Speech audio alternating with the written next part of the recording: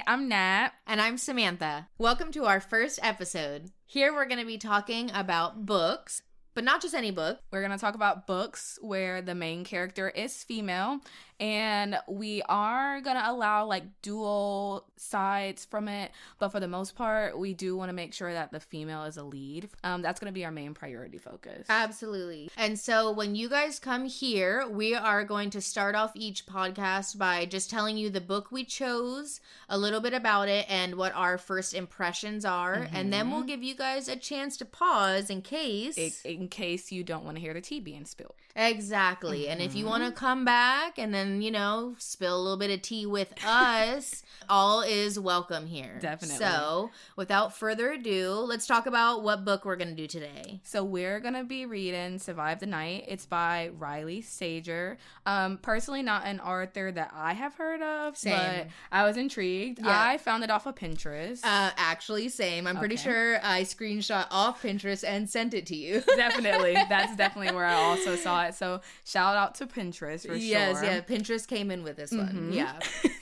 So, first off, I just want to say I actually love this book. I typically don't do thrillers. Yeah. Because honestly, the anxiety is real. I feel that. Yeah. And, but this one I will say crushed it. Yeah, definitely. I thought I was in the book for some reason. I was staying up late at night reading this book. Same, it was ridiculous. Girl, but I was like, I gotta get out this damn car. Yeah.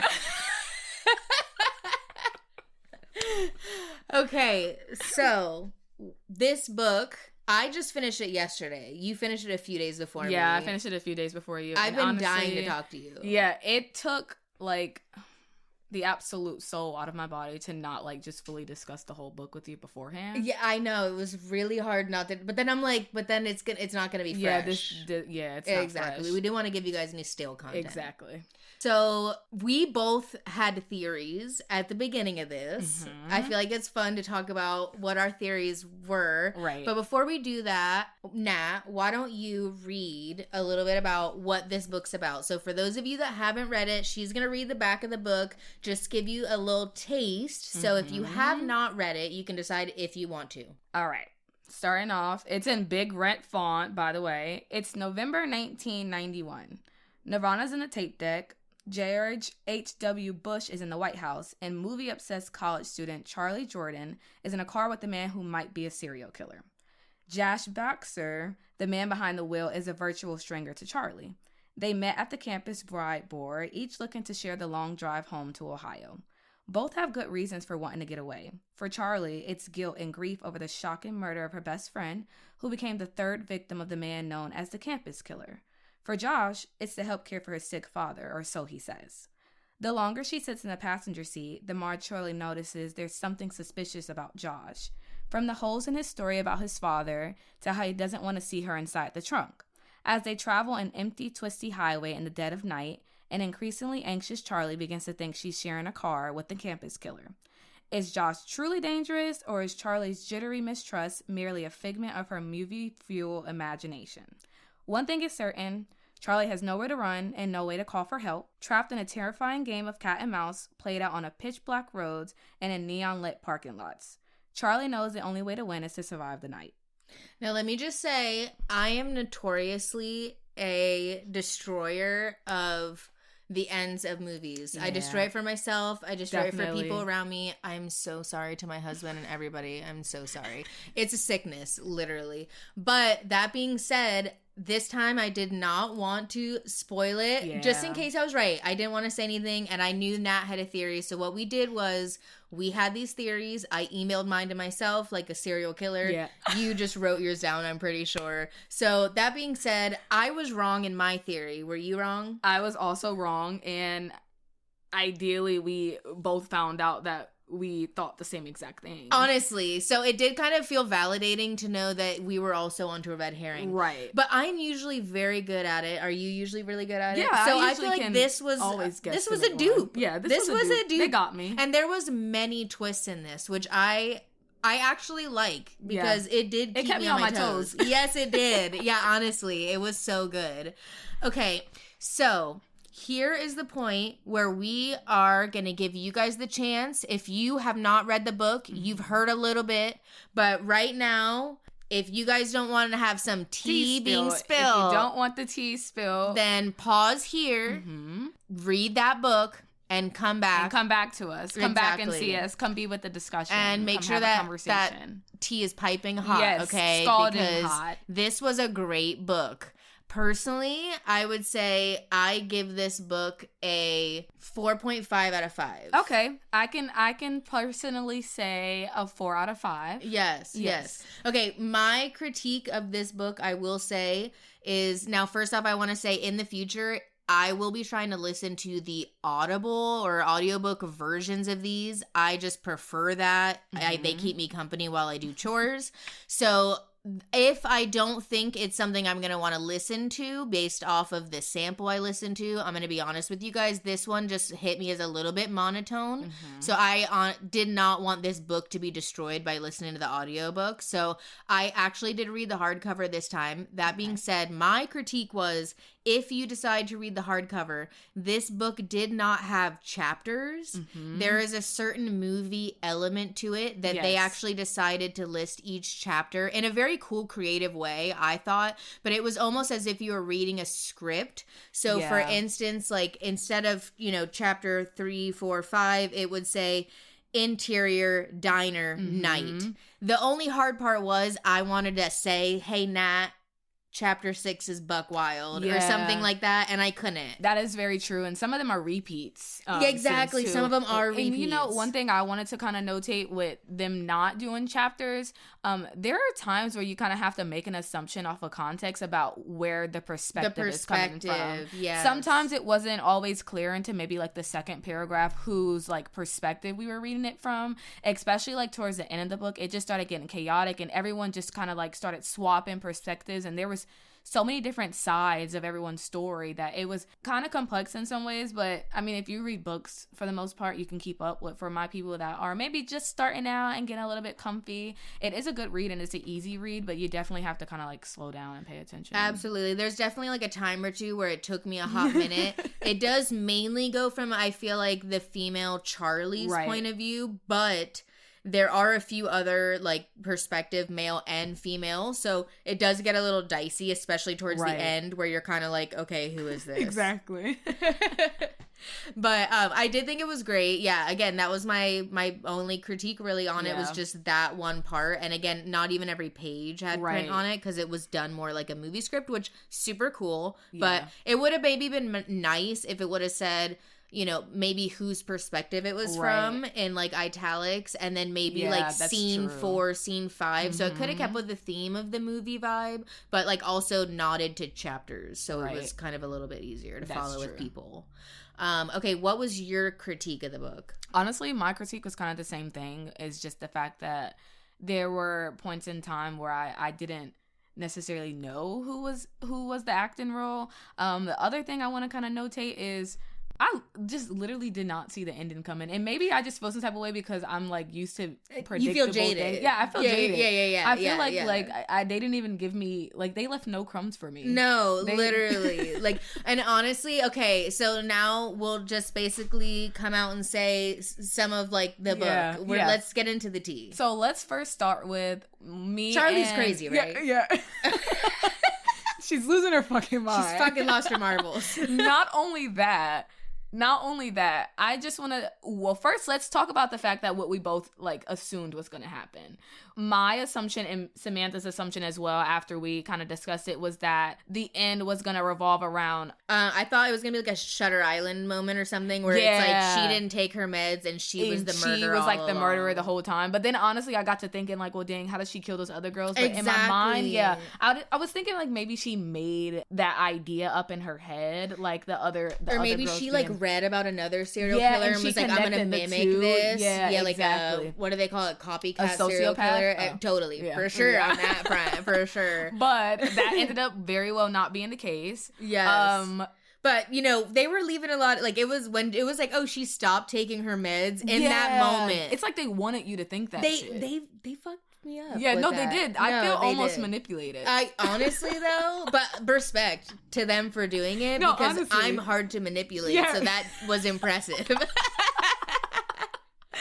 Very impressive, honestly. At first, when this whole thing started, I was like, Charlie is a nut job. She's leaving this clearly perfect man and getting in the car with this stranger after her friend just got murdered. And I'm like, okay, I was so survival pissed at her in skills the beginning. negative. Yeah.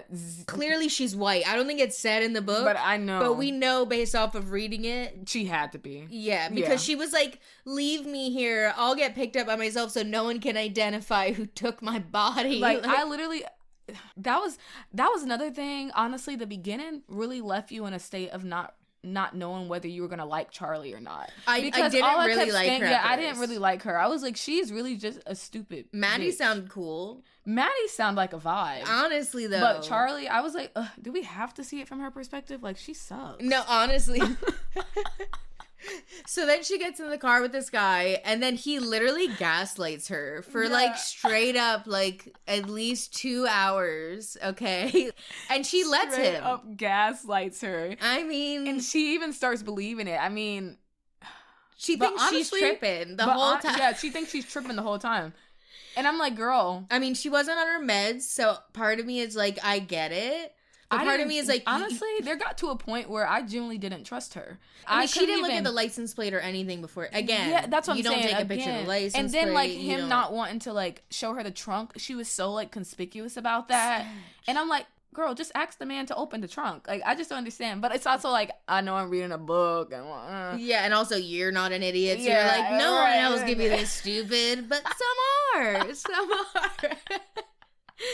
So she gets, this is where the book really, I was like, wow, this book has me shook, was the diner. Yeah. So when they get to the diner and she meets sweet little Marge, and I'm like, this lady's gonna save her. And then I get mad at Charlie. Over. Yeah, I thought it was over like, for her. You stupid whore. You should. There was literally her. A police driver there. You could have screamed. And all she was worried about was revenge. Literally. Girl. Go. But at the same time, like, that wasn't the killer. No, I know. That's why. This is where I would have ruined it. See, I would have freaked out and it wouldn't have been the killer. Yeah, exactly. Yeah, I would have been embarrassed for sure. I also want to notate, I had put this in my notes for like something for us to talk about. You also have to keep in mind that this was like in 1991. I feel like if it Shout out the year I was born, holla, also in November, Scorpios for life. In the book, I also want to highlight, it's so important that they put it in 1991 because all I could think in my head was, there's no fucking way this will ever happen to me. Literally. But of course, like, I'm not using a fucking payphone. Like 100%. Like nowadays, like, you can background check people. Yeah, exactly. Like, for like seconds. $3. You would have never stood a chance. Okay, so biggest shock out of the book for you, what was it? I'm not gonna lie, even though this is like the very end of the book, I still couldn't believe her man was. It's just like, why, Robbie? No, I know. That was like totally out of left field. But I will say, out of everything, I don't know why. Maybe at this point, I had just been through so many twists and turns. I was just along for the ride. And I was just like, take me where you want. But when she got chloroformed at that diner by that waitress, I was shook. Yeah. At first, I'm like, she clearly was having one of her little lapses and, like, you know. Yeah, I honestly thought it wasn't real either. It was crazy. But that's why I also stated, like, I'm not gonna lie, I thought that Arthur was gonna give us, like, a double whammy, and we get to the end of the book, and the whole time she was just, like, playing a movie. Yeah, it was gonna be like, I was off my meds this whole time. I killed this girl. There wasn't even a serial killer. Yeah, exactly. I just ripped her fucking tooth out. Exactly. Oh, my God. That's what I was really expecting. So that's why I think that shock is so surprising, because I'm like, I just knew for a fact it was going to be her this whole time. Yes. Now, when I found out that Marge did the whole, like, chloroform thing, I genuinely just thought that she was, like, just Josh's accomplice. Like, I still thought that he was the campus killer at this point, because nothing had pointed us to Robbie. Literally. So I was like, well, maybe they just worked together, and he knew that she was going to eventually come back to the diner because that's the closest place to get back to. And I think what gets me especially is the only way that it alluded to Robbie even knowing that anything was going on and mobilizing to go get her. Calling. It's her calling and giving the words, because it's like That's what has me shook. But also, it's like, I thought they were driving for longer than what it seemed. I know, and then when right? it said he got there in an hour, I was like, wait, was that because he was not there? Yeah. And he was already on his way? Well, see, this is how I think of it. I think another thing with this book is because there's so many movies that plays in Charlie's head, it makes you kind of lose a concept of time.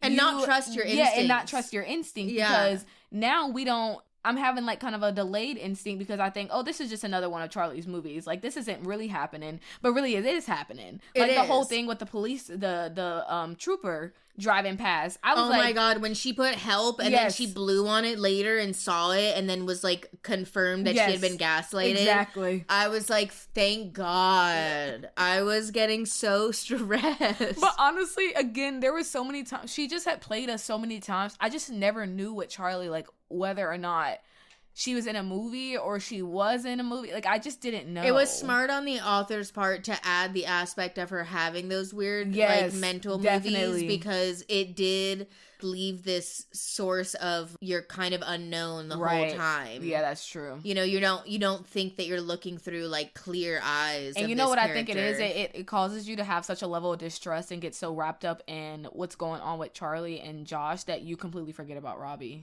100%, because I'm like, as far as I'm concerned, she broke up with him. Yeah, they're done. And then when she called him, I'm like, okay, he's gonna call the cops and then maybe try to get there. Now he's off the case. Right, exactly. And then he turns out to be a little piece of shit. And then the reason why, it was just like, And okay, can we just talk about for a second, how the fuck do you get chloroform? Okay, because honestly, I was like, is she in the CIA?